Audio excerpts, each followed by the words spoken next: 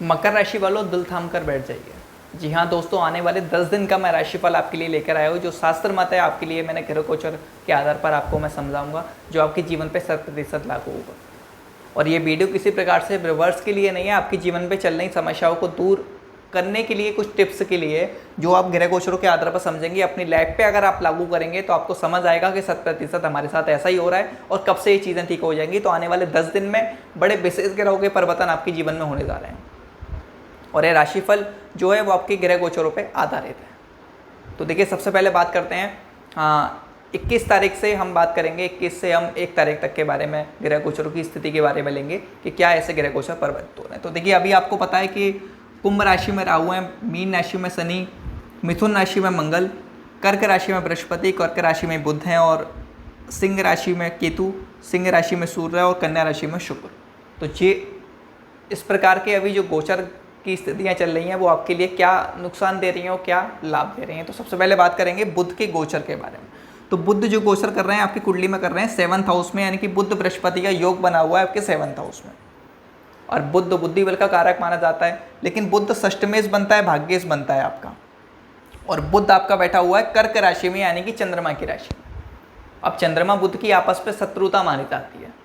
तो चंद्रमा बुध जब भी साथ होते हैं, चंद्रमा की राशि में बुध बैठता है, तो इंसान थोड़ा सा इमोशनल भी हो जाता है। अपने रिश्तों को लेकर या अपनी लाइफ को लेकर थोड़े सोच विचार ज़्यादा करना या उस बारे में सोचना और सारी चीज़ों में असफलता हासिल होना, क्योंकि कर्क राशि शत्रु की राशि मानी जाती है। चंद्रमा की राशि में बुध को अच्छा नहीं माना जाता। तो सबसे बड़ी खुशखबरी क्या है कि 1 अगस्त से ही आपके जीवन में बुध का गोचर चेंज होने जा रहा है। बुध आपके करेंगे सिंह राशि में गोचर और बुध सूर्य की जब युति संबंध बनेगा तो हालांकि विपरीत राजयोग भी निर्माण होगा, क्योंकि षष्टम का लौट अष्टम में बैठेगा, इसको विपरीत राजयोग बोला जाता है। और अष्टम स्थान पे बुध का गोचर होना, तो अष्टम स्थान माना जाता है लंबी खोज का। आपका कोई टैक्स से संबंधित काम है, आपका कोई कंसल्टेंसी से संबंधित काम है, आपका किसी प्रकार से वाणी से संबंधित कोई बिजनेस है, मार्केटिंग से संबंधित है, तो उसमें आपको सफलता मिलेगी। क्यों? क्योंकि बुध आपकी वाणी को प्रभावित करेगा डायरेक्ट यहाँ से बैठकर। वो आपको 1-2 दिन से रिजल्ट दिखने लग जाएगा। दूसरा, बुध सूर्य के साथ बैठकर यहाँ आपका बनेगा बुध आदित्य योग। बुध आदित्य योग का निर्माण होगा, जिससे आपकी आधी से समस्याएं खत्म हो जाएंगी, आधी से ज़्यादा।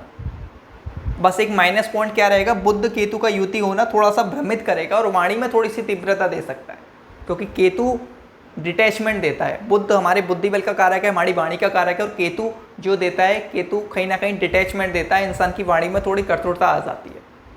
और यहाँ राहु की दृष्टि भी बुध पे पड़ेगी, तो आपको थोड़ी अपनी वाणी से सावधानी बरतनी है।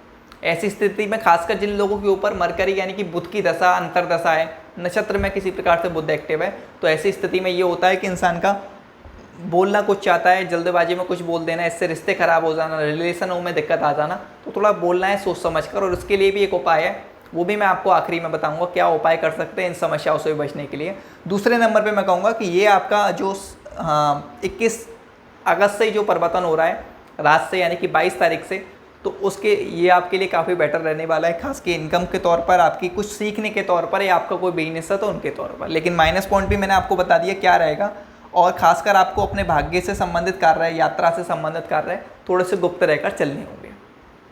और सबसे बड़ी बात क्या है, देखिए दूसरी बात, आपके 1 सितंबर से जो होंगे वो होगा शुक्र का गोचर कन्या से तुला राशि में। अब कन्या से तुला राशि में शुक्र कोई नॉर्मल बात नहीं है जाना, कन्या राशि होती शुक्र की नीच राशि। अब कन्या राशि में शुक्र जब से गोचर कर रहे हैं, तो शुक्र हमारे लग्जरियस का कारक होता है, शुक्र हमारे गृहमल का कारक होता है, शुक्र हमारी लव लाइफ का कारक होता है, शुक्र हमारी मैरिड लाइफ का कारक होता है। जो हमें स्त्री सुख मिलता है या हमें जो भी फिजिकल सुख मिलता है, अगर आप फीमेल भी हैं तो हमें जो कह सकते हैं, अगर कोई इंटरनल समस्या है या किसी प्रकार से हमें कोई फिजिकल सुख के बारे की बात करें, तो वहाँ शुक्र देखा जाता है। हालांकि फीमेल की कुंडली में महत्वता पहले बृहस्पति को दी जाती है, लेकिन कारक 7th हाउस का शुक्र को ही माना जाता है। तो शुक्र की सबसे बड़ी भूमिका होती है, आपकी लग्जरियस है, आपके पास गाड़ी है, बंगला है, किसी प्रकार से अगर आप क्रेडिट ले रहे हैं, बहुत से लोग कुछ भी नहीं करते, उनको मान सम्मान प्राप्त होता है, क्रेडिट मिलता है, वो सब शुक्र की भूमिका होती है। किसी किसी के पास कुछ भी नहीं है, वो उस पर मतलब कहीं ना कहीं उनके पास लग्जरियस भी है, उनके पास प्रेम भी बहुत है, उनका रिलेशनशिप भी बहुत अच्छा चल रहा है, उनकी मैरिज लाइफ भी बहुत अच्छी चल रही है, तो उसका कारक कहीं ना कहीं सपोर्टेड शुक्र ही होता है। और अब क्या हुआ है, मकर राशि वालों को, ज़्यादातर लोगों की कुंडली में जिसके ऊपर शुक्र की दशा है उनको ज़्यादा समस्या है कि शुक्र की दशा है, राहु की दशा है। ऐसा नहीं, सभी को, खासकर शुक्र और राहु की दशा वालों को, औरों को भी आएगी जिनकी कुंडली में पहले से शुक्र खराब है उनको तो और ज़्यादा समस्या आएगी, क्योंकि पहले से आपकी कुंडली में अगर शुक्र प्लेसमेंट खराब है या शुक्र किसी प्रकार से पीड़ित है, कमज़ोर है, और गोचर में और ज़्यादा वो खराब हो गया तो डबल इन्फेक्ट हो गया है आपके ऊपर। तो इस शुक्र का गोचर परिवर्तन तुला राशि में आ जाना ये मालव्य योग का निर्माण करेगा, राजयोग का निर्माण करेगा। तो ऐसी स्थिति में आप नोटिस करेंगे आपके प्रोफेशन को लेकर स्थितियां सुधरने लग जाएंगी, आपके प्रेम संबंधों को लेकर स्थितियां सुधरने लग जाएंगी, आपके पुराने समय से किसी प्रकार से ब्रेकअप हो गया था, पार्टनर आपके पीछे जो भागता था वो पार्टनर ने आपसे मुंह मोड़ लिया है, तो वो चीज़ें आपकी ठीक होने लग जाएंगी। तो ये बात 100% मैं आपको शास्त्र में बता रहा हूँ, आप चाहें तो चेक कर सकते हैं कि कब बुध का गोचर परिवर्तित होगा और कब शुक्र का गोचर परिवर्तित होगा।